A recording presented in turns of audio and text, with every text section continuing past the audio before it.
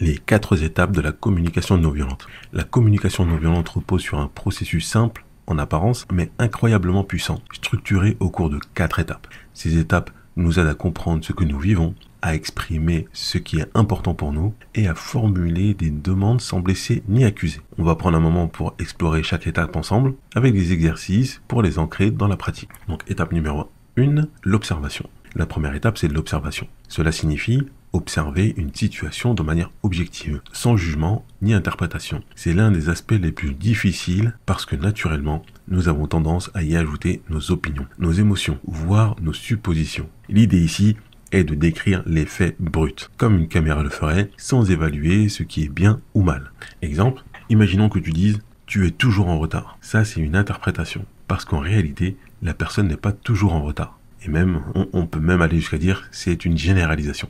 Mais voilà, passons. Une observation factuelle serait plutôt « aujourd'hui, tu es arrivé 20 minutes après l'heure convenue ». Donc là, on parle vraiment en fait au niveau des faits, au niveau objectif, sans mettre effectivement des sentiments ou d'interprétation. Tu es toujours en retard. Pour la transformer en fait, on dirait « aujourd'hui, tu es arrivé 20 minutes après l'heure du rendez-vous » ou l'heure convenue. Donc c'est important parce que quand on fait des observations neutres, l'autre personne n'a pas l'impression d'être jugée ou attaquée, ce qui permet une meilleure communication. Et parce que si la personne n'a pas l'impression d'être jugée ou attaquée, elle aura moins tendance à se mettre sur la défensive, par exemple. Pratique, donc je te propose d'essayer de reformuler en évitant tout jugement. Par exemple, si tu dis « tu ne m'écoutes jamais », donc l'observation factuelle, hier soir, quand je parlais, tu regardais ton téléphone pendant que je parlais.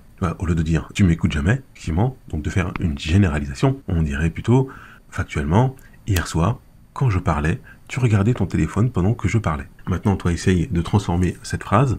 Tu es vraiment désorganisé. Donc, comment tu la transformerais en phrase factuelle ?